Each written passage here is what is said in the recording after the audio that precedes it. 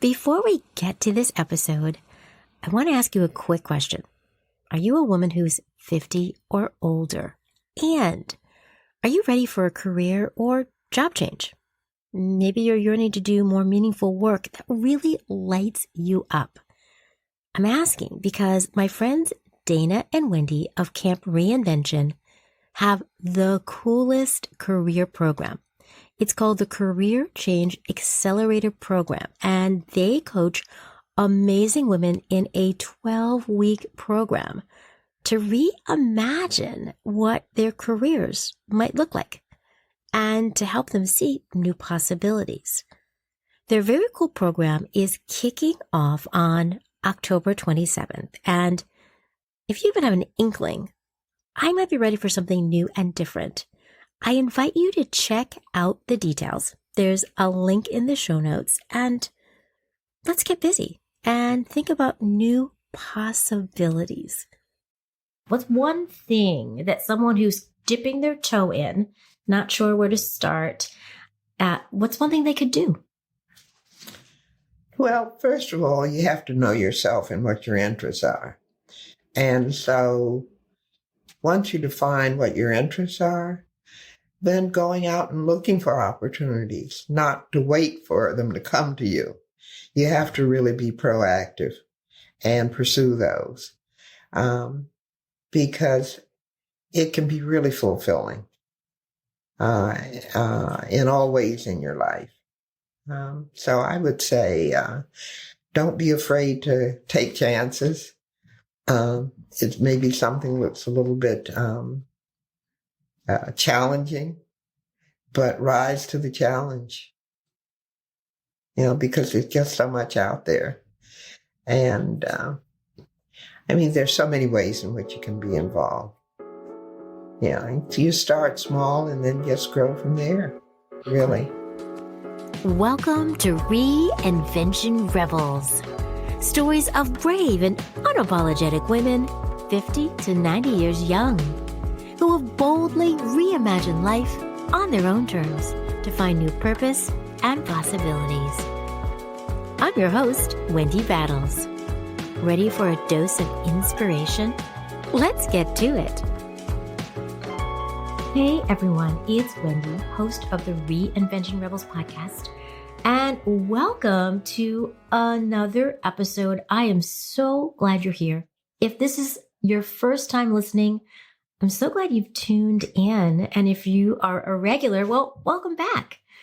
As many of you know, this is the place to come if you are looking for inspiration to fuel your reinvention journey. I have the pleasure and honor of sharing stories of really extraordinary women, 50 to 90 years young, who have reinvented themselves in the most interesting, brave, bold, and unapologetic ways.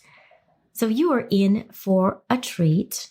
I do want to mention that if you haven't caught up on some of the recent episodes, there are two that I think you're really going to love. One is a recent episode I did on the idea that reinventing ourselves is a team sport. It's something that involves not just you, but all the other players that help you be the star and figure out your reinvention path. And also, another fantastic episode was with the amazing Elaine, 79-year young Elaine, who started her podcast when she hit 79 during the pandemic. She's a travel writer and is truly inspiring. So I want to encourage you to listen to both those episodes and, of course, all of them. I do want to say that you are in for a really special treat today. I have been saying since I started the podcast in 2020 that I wanted to have my mom on as a guest. She is an amazing reinvention rebel. She's reinvented herself many times in different ways, as she'll share with us. I finally, however, convinced her that she should come on. So I'm really excited about our conversation. I'll tell you that my mom at 89 years young is very spry. She's active. She's involved in different things and has created a really interesting, textured life. She's a very curious person and she's interested in many different things. And I think, as an observer, as her daughter, that that's been part of her longevity and her desire to lead a really full, interesting life. I do love the fact that she just lives down the road from me, like 10 minutes, which is great because I get to see her regularly. So this is my mom, Elaine Battles, 89-year young Elaine Battles. Hey, Mom. Hi, Wendy. How are you? I'm great. I've been looking forward to this. And so now we're doing it. We're doing it. We are doing it. And I'm really proud of us. Well, I really just respect so much the work that you're doing in bringing forth these stories about amazing women. And I feel humbled to be considered one of them. Oh, you are. You are. You reinvented yourself, many different times and in different ways. And certainly as you've aged, which I think we all do. And so I'm really excited to talk to you about that. And also for the audience to really get to know, who's Wendy's mom? Who is Elaine Battles? And how did she get to be so fierce? And maybe that's where Wendy gets it from. So it's really a joy to be able to have this conversation and sit here with you and just talk a little bit about you. So okay. This is awesome. So maybe we can begin by you telling everyone a little bit about yourself, maybe your background, where you grew up, and how that helped shape who you grew into be as an adult. All right. Well, certainly, I was born in Georgia and grew up in Albany, Georgia. And my mother and my grandmother were really my role models. I didn't realize it at the time. Yeah. Sort of you take it for granted you're a child and you just go about what you're doing. Right. But my grandmother was a registered nurse, which was really rare in the sense that there were women of color who were maybe practical nurses, but there weren't a whole lot of registered nurses. She grew up in Savannah, Georgia, and there actually was a school of nursing. So she was among the early graduates from that school. And she went from being a nurse at the local hospital, Phoebe Putney, I think it was called. And actually had a room at the hospital and was the head nurse at the colored wards. And of course, then I would see her in that setting, as well as when she would come, to her home on her days off. Yeah. What a legacy. That's so interesting. And I mean, what a role model. Yes. To see that. So that was my first role model. And then my mother was also my role model in that she was born in Savannah, Georgia, but moved with an aunt and uncle and grandmother up to Massachusetts, and then to Philadelphia. So all of her formal education through high school was in, some really good public schools, Germantown High School in Philadelphia. And then she went back south to college, to one of the historically Black colleges. She went to Payne College in Augusta, Georgia.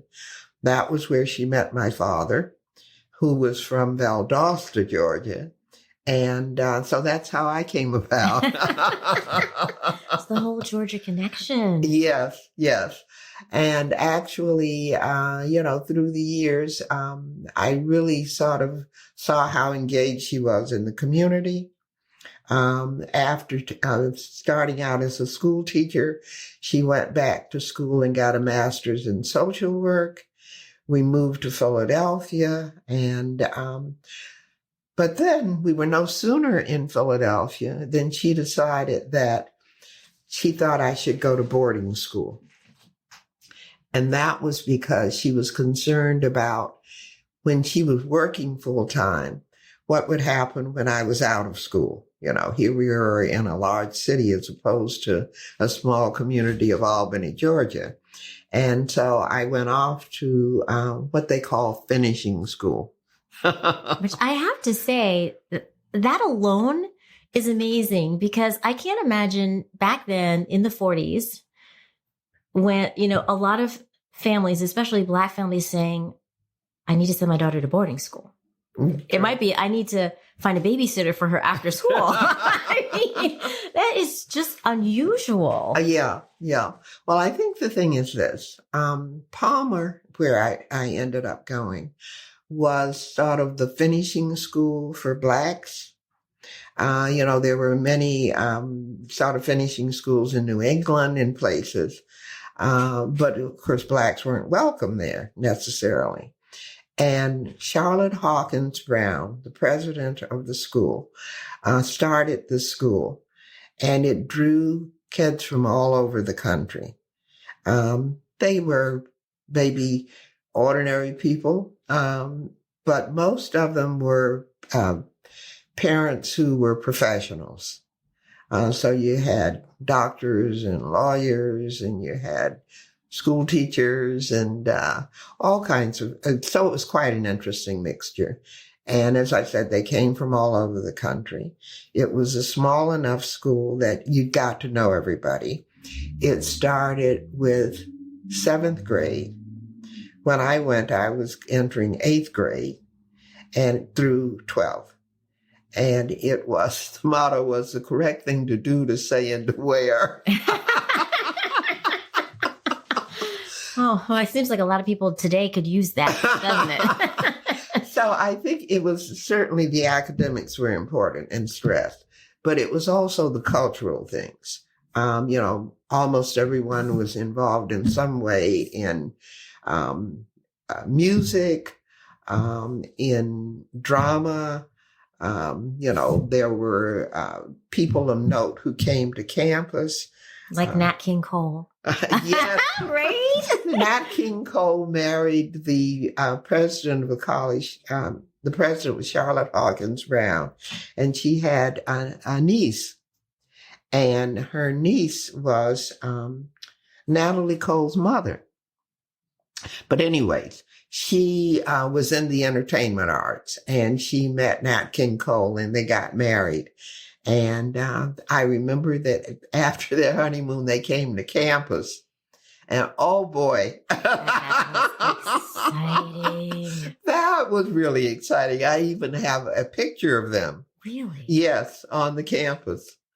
So anyways, it was that kind of thing though.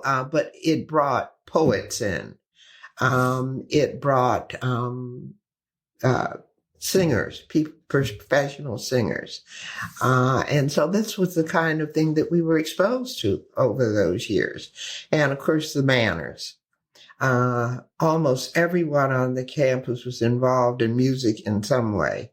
So you had an orchestra, you had the Sedalia Singers, and they even went to Town Hall in New York City to perform. So it was just a really, really rich environment. Yeah. So where were you in the music part? What were you doing? Because I don't think you've actually ever told me about that. Well, of course, like many kids, I took music lessons, though I wasn't very good. By contrast, my mother could just sit down at the piano and play. I remember that. And she even served as the pianist at one of the churches in Albany when I was growing up. And even as an adult, when she would come to visit and we had a piano, she could sit down and just pick up something and start to play. I remember how she would do that. Yeah. It was amazing. Yeah. Of course, I didn't have that kind of skill. I didn't either. I clearly didn't. It missed multiple generations. But at one point when I was a farmer, I thought that I told mother I wanted to learn to play the violin. And so she bought a violin for me. And I had a few lessons, and then that wasn't really my thing either. So, yeah. That's so funny. I had no idea about that. I didn't even know that you played the violin, or at least attempted to. I tried to play the attempted to play the violin. I love it. I love it. What's something that you learned from all of these experiences, this rich culture and the things you're exposed to, that really helped you as an adult? Well, the thing is, I think I had a certain comfort level because I had a certain amount of self-confidence about my abilities and a comfort level with meeting people that I hadn't known before. And that, I guess the thing is, your father was sort of thrust into the business world in the early days when there were a few blacks there. And when you say the early days, like what years are you talking about? Well, I graduated from college in 54. We got married my senior year. He went off and had to do 2 years of service. He came back and then he got, really started looking for a job. Now, realized that he had gone to Antioch College in Ohio, Yellow Springs, Ohio, which was far ahead of its time. And then he had, for graduate school, the opportunity to go to University of Chicago or to go to Harvard. And he chose Harvard Business School, which was really rare.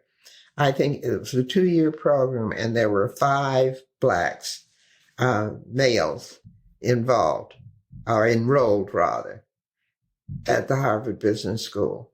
So it was like both of us were sort of on the leading edge in some respects.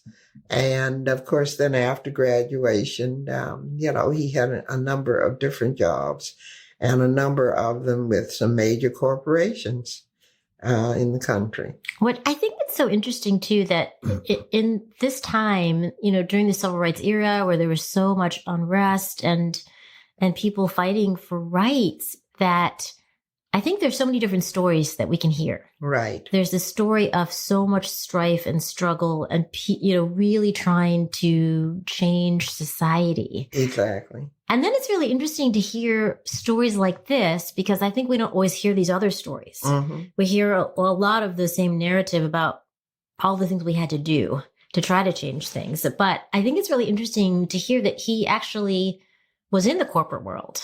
And that he had this advanced degree and that he was getting job offers. Yeah. It wasn't always that easy, though. I know it wasn't. Because even though he had Harvard Business School on his resume, when he came back from the service and he started sending out, applying for jobs, he would send the resume. And of course, they'd be very excited. They'd see Harvard Business School on that. Of course, yeah. And then he would go for the interview.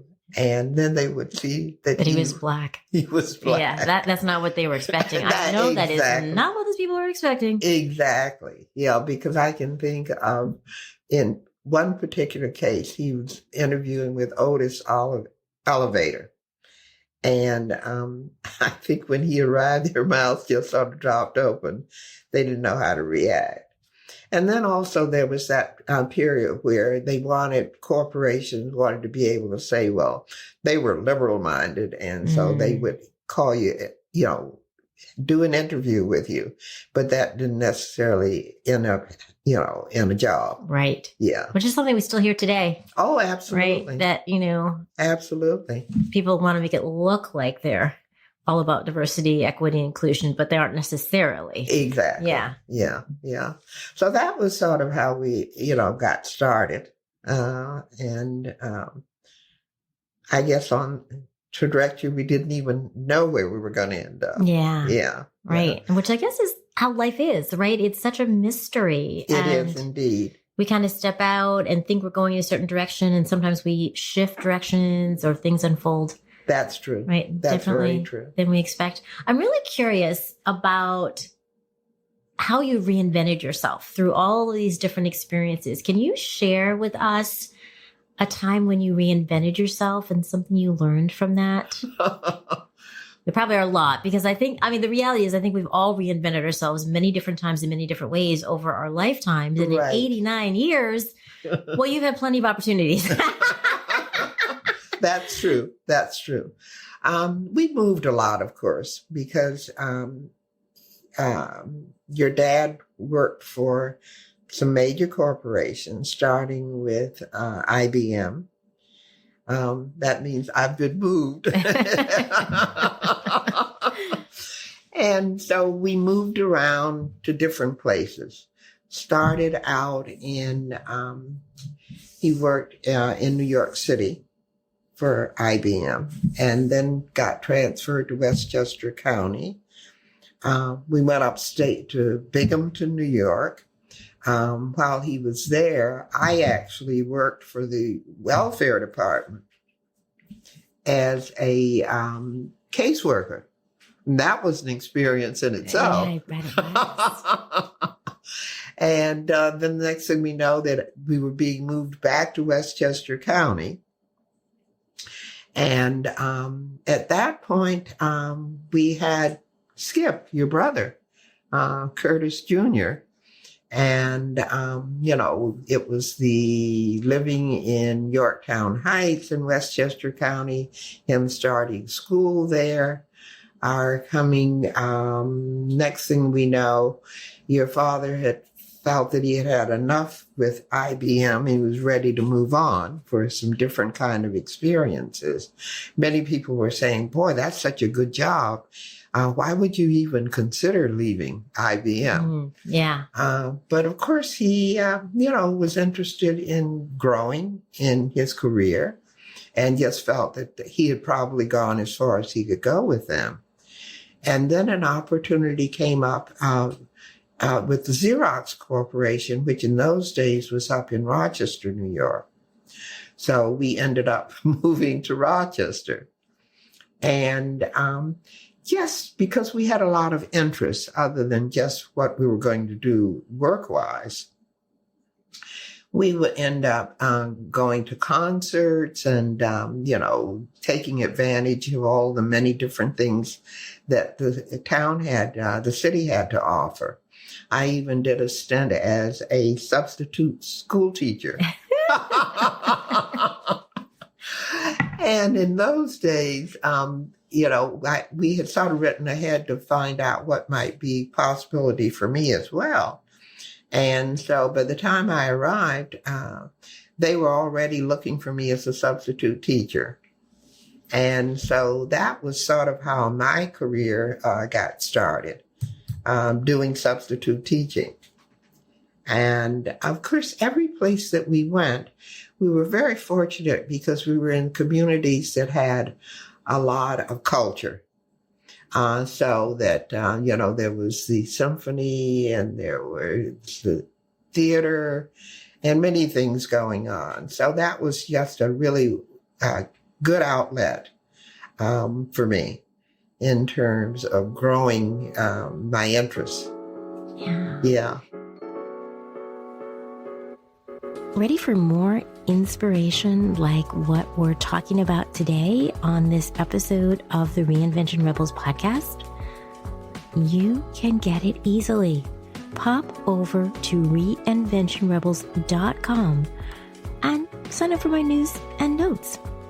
I share inspiration, motivation, and all kinds of possibilities about how you can reinvent yourself at any age or any stage. Come join us.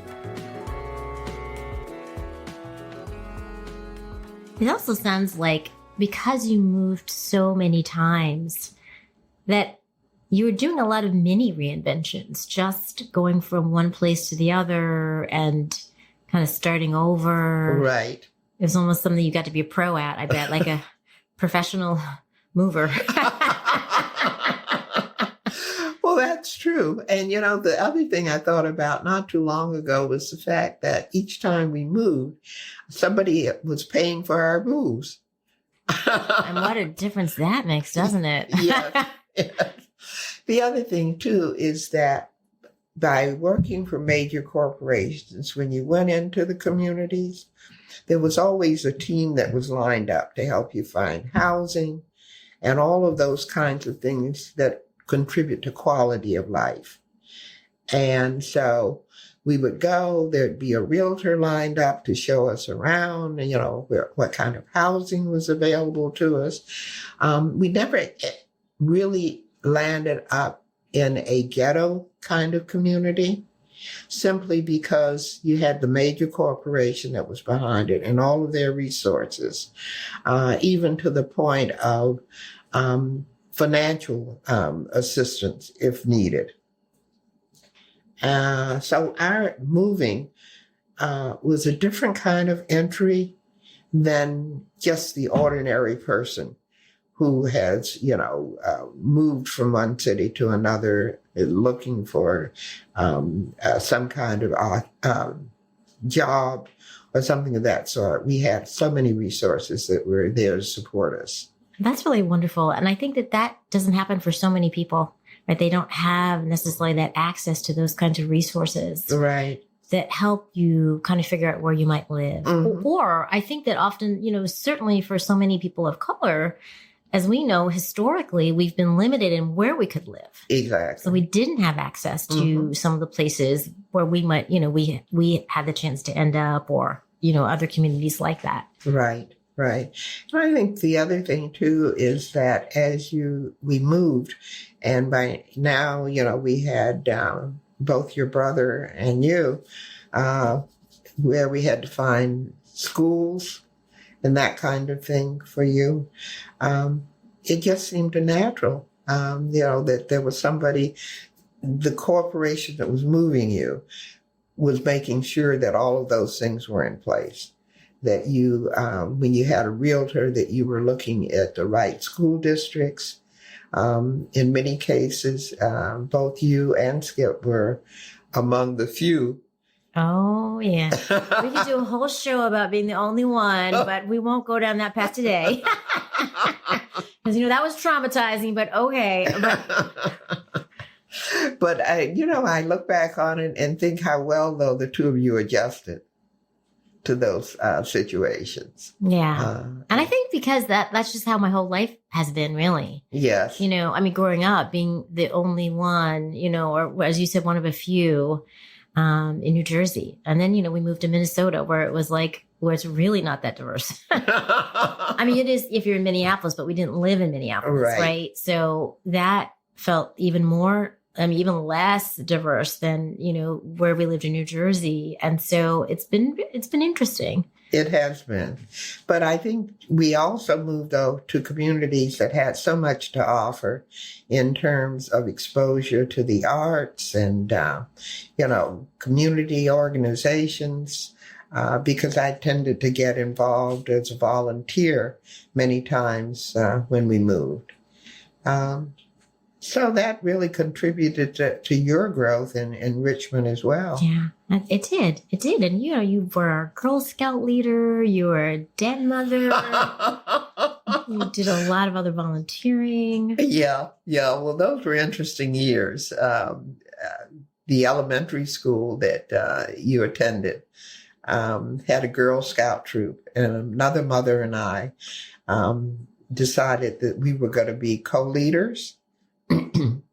And so that summer, we got all of the training to be the Girl Scout leaders of the troop. And then the other mother, went back to work full time. And so here I was with this troop. Fortunately, some parents stepped up and assisted with all of the activities. Unfortunately, wasn't you being the den mother for all those little boys by yourself? I had been a den mother when I was growing up as well. And that in itself was the experience. I know it was. Yeah. All that energy, right? I did it with another mother, and we would have the den meetings, and she would say, oh my goodness, the day before she started thinking about that. This was when we lived in Rochester, New York. And our basement we turned into sort of den for the boys. And then we had a Boy Scout who would come to supervise, to engage them in the activities. And he would lose control, and the two mothers would have to sort of straighten things out. In only the way a mother can. Yes. With that mother look and that tone. I love it. So you've had lots of different experiences where you've reinvented yourself. Yes. Just, throughout your life. I'm interested in, as you've aged, Mm-hmm. So now you're 89. I can't believe you're almost 90. It's amazing. Neither can to me. I. I'm like, wow, you're so spry. I love it. I hope that I'm like that too. Well, I'm sure you will be. You already are engaged in community in many ways. And when I retire to Portugal, I plan to have a very vibrant retirement, doing all kinds of really cool things. But I want to know about this. This idea of aging. I know that in our society, older women often are marginalized or not seen as vital or having a lot to contribute. Yet, of course, through all these interviews, I know, and I've heard such amazing stories of women who are doing incredible things, big and small, all kinds of different things. I'm curious about your experience in your 70s and 80s. And because I think of that as a reinvention, and that you've reinvented being single and vibrant and doing all kinds of things. How have you done that? How would you say you reinvented yourself as you've aged in this time frame? Well, I've always had an interest in the communities where I've lived, reaching out and getting involved. The other thing is I have a certain amount of curiosity, I guess. And when I move to a community, I really look at two things. I look at what culturally it has to offer. I'm very happy when I get to a place where there are museums, where there are concerts. And I have to back up and say, in the many years when I became a professional fundraiser, I've lived in places where there were universities, and that in itself is an enrichment. Yeah, it is. Because not only were you interacting and raising money for that institution, but they just offered a wealth of opportunities to engage in cultural things, to meet some really interesting people because of the alumni that you're interacted with. So it was just great exposure, and sort of feeding on your growth. Because, think of, now, of course, we're here in New Haven, and there's Yale. When I first moved to Connecticut back from California, I was up in West Hartford, and I did go to University of Hartford concerts and things of that sort, and there were the museums there and all of that. But somehow or other, I found myself coming to New Haven very frequently. Well, of course, you were here. Right. But also Yale was here. And I can just go to the Yale Art Gallery, which I do fairly frequently. British Museum. There's Beinecke. There have scholars who are coming in. They have interesting exhibits. So it's just a wealth, going to the concerts and all of that I enjoy. So it really fits my interests quite well. It really does. And I think that keeps you so active. Absolutely. Yeah. And vibrant by being engaged. I know that sometimes people retire and they sit around, they don't have a lot to do. Mm-hmm. But you have so many different interests that I think that that's part of what keeps us feeling healthy. Yes, that's true. Wanting to get out and do things. Yes, yes. And you also strike me as someone who hasn't been afraid to do things by yourself. Oh, no. Right? Because I think that's a big deal. Even sometimes when we're younger, you go to a restaurant and they say just one. Mm-hmm. Right? And I think that, as we age, men tend to die sooner. A lot of women are single for lots of different reasons. Right. And some women who might be listening might be thinking, oh, I wish I could get out more, or I wish I could feel more comfortable. doing that on my own. How did you find comfort in, I mean, obviously you have a lot of friends, but how did you find comfort also in doing things on your own? Well, I guess I like myself. Which is the start of everything, really. Yeah, I do have a lot of interests, and so I guess I just have grown from that because I'm willing to go into a new community and find out what it has to offer. I guess I have a certain amount of curiosity, and I have a broad range of interests, and that's just developed over the years. I think back on my days at Palmer when I was in high school, and then I transitioned to having been away at boarding school and not wanting to go away to boarding school for college. So I actually lived at home and went to Drexel in Philadelphia. Mm-hmm. And of course, they had a great deal of interest on culture because I was in the School of Home Economics. But I took advantage of many of the things that Philadelphia had to offer. So I can remember going to Philadelphia orchestra concerts when I lived in Philadelphia. I can remember going to some jazz clubs. So I just have, over the years, developed a whole lot of interest. Yeah. And I guess my mother was my role model because she was very involved in the community, in outreach, even though she had a full-time job. And she was truly a professional mother. She wasn't great about the house thing, but she thrived on being involved in the community. So that was my role model. Yeah. So I think I just sort of followed in her footsteps in that regard. I love that. I love that sense of empowerment that you have. Yes, yes. And the years that we spent in Ridgewood, I was very involved with the YWCA.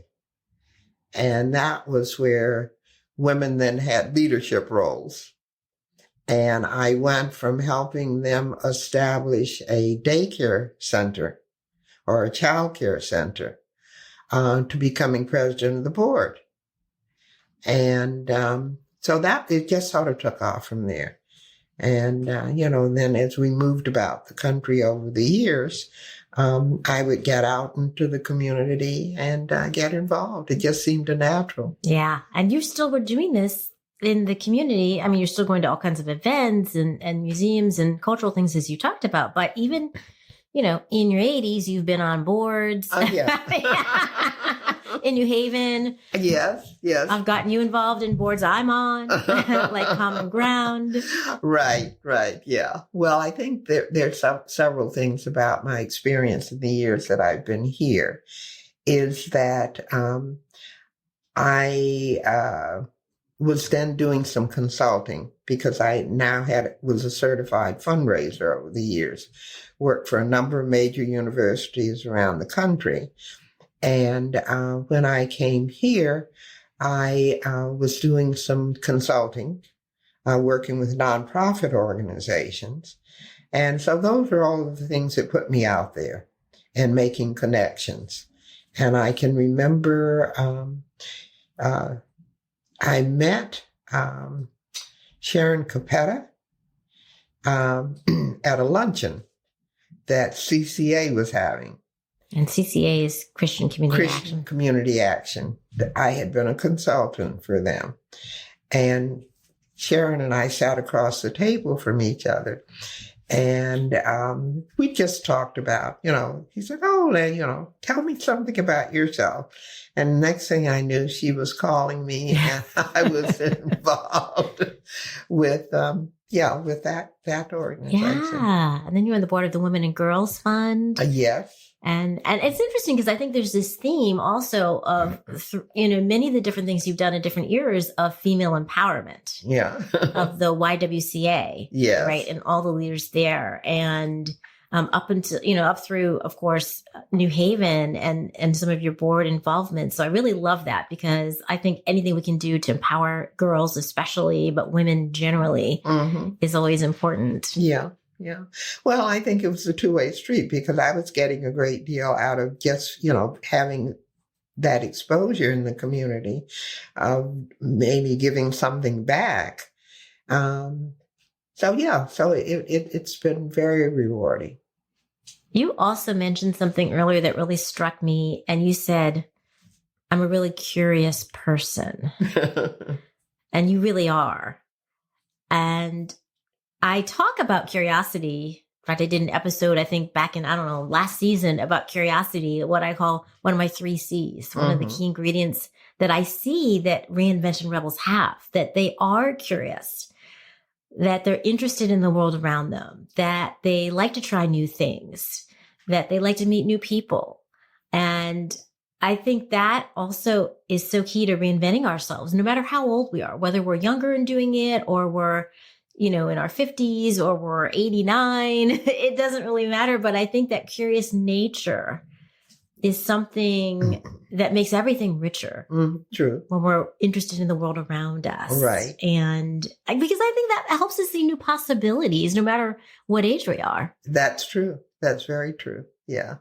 Well, it's interesting because when I was, one of my jobs as a consultant was with Christian Community Action, and I shared an office with someone else who was consulting with them, working with many of the women in the community.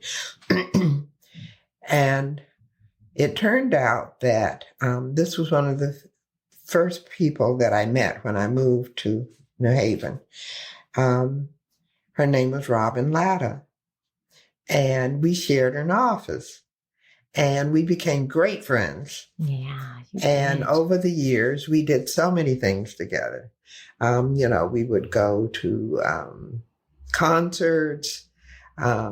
We would go when the Arts and Ideas Festival was in town and do things.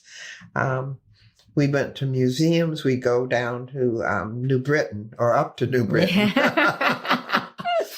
And we would go to New Britain for, American art.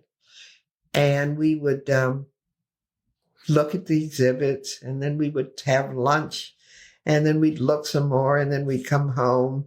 And then on another occasion, we went to Philadelphia to the museum.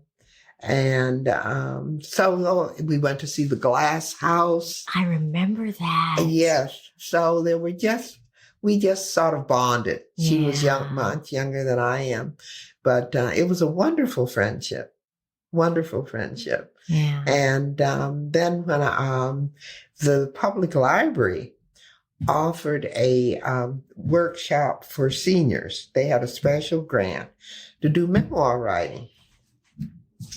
And so I signed up for that.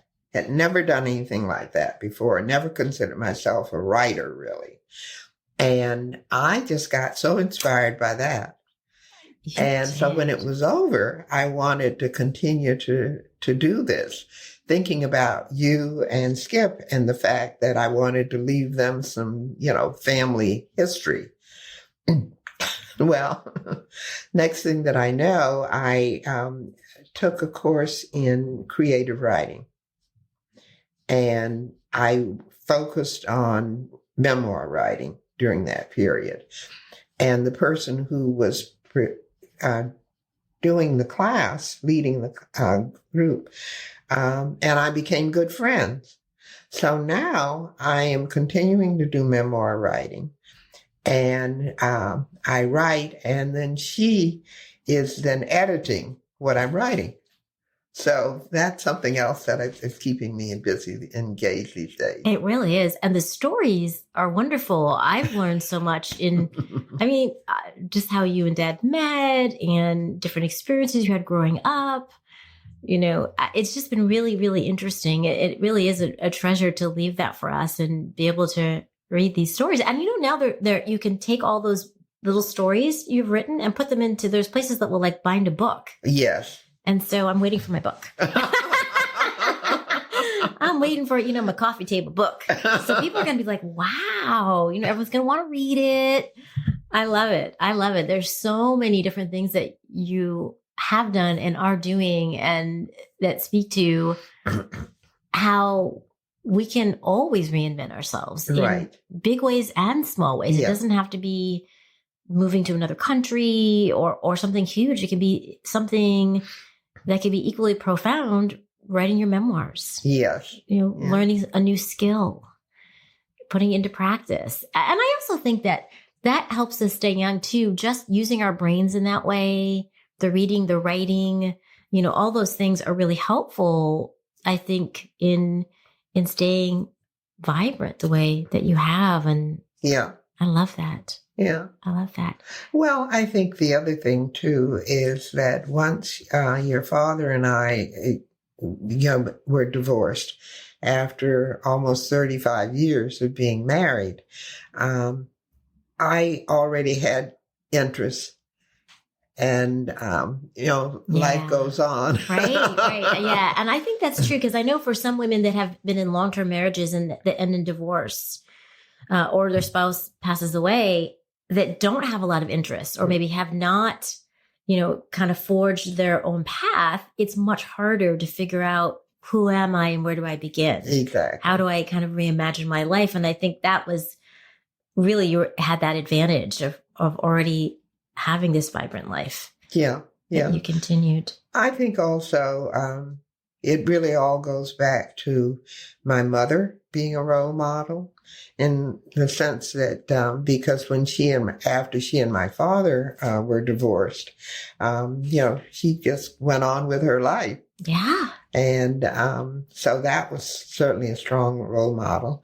And looking at my grandmother and the, age in which she became a registered nurse, and all of the things, while she wasn't as engaged in the overall community, she still was engaged with her career, as a nurse and being an example for others who would come after her. So that was, I had my role models right there on an everyday basis. And as I said, as a kid growing up, didn't recognize that, but certainly now in retrospect, there they were. There they were. Yeah. I love it. So I want to ask you, as we're wrapping up, I want to ask you what advice that you would share with women who want to reinvent themselves that are older, 60, 70, 80 and above, but they're not sure where to start.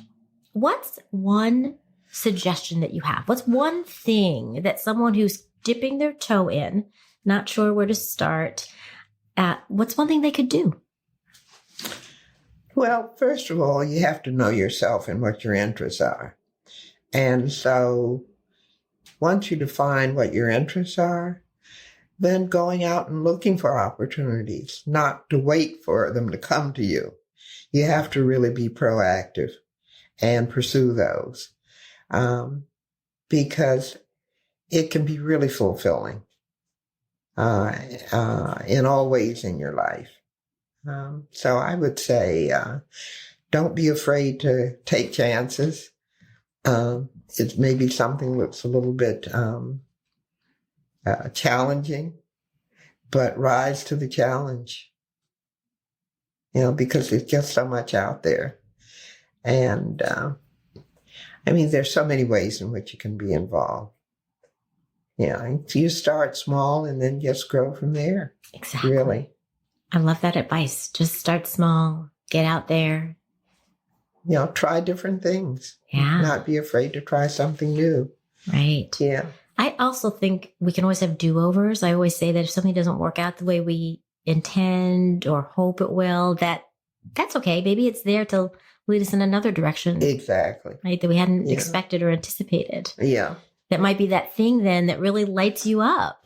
That's true. So finding those things, I love it. This has been so amazing to have a conversation with you, Mom. I love this and I love you so much. Well, I love you too. And it's just been so special to see you grow up and the woman that you've become. I am just so proud of you. And yes, it's just really, really special. Oh, don't make me cry.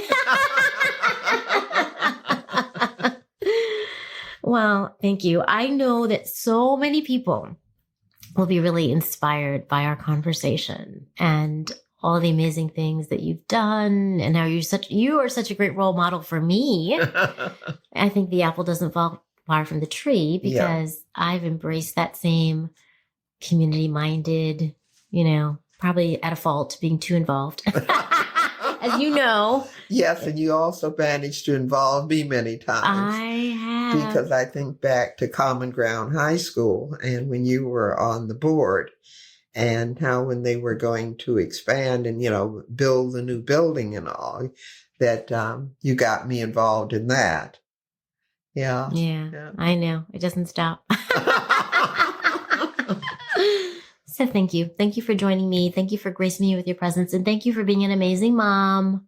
Well, thank you. And just so fortunate to be here and see you grow up and how involved you are and the really fine young woman that you are. Thank you. Although at 57, I guess I'm not so young, but I'll take that. I'll take that, Mom. Thank you. Yes. Love you. Love you too. Did you love this episode as much as I did, producing it with my amazing mom? So much inspiration that she shared about her own journey and what is possible as we age. If you loved this episode, I'm going to encourage you to leave me a brief review on either Apple Podcasts or Podchaser, because your review makes it easier for people interested in inspiration and reinvention to find our indie podcast. I'd love it, and the details are in the show notes. By the way, I'm really excited about the upcoming episode with the amazing Ellen Feldman-Ornato, who has such a juicy reinvention story to share with us. I hope you'll tune in. See you soon.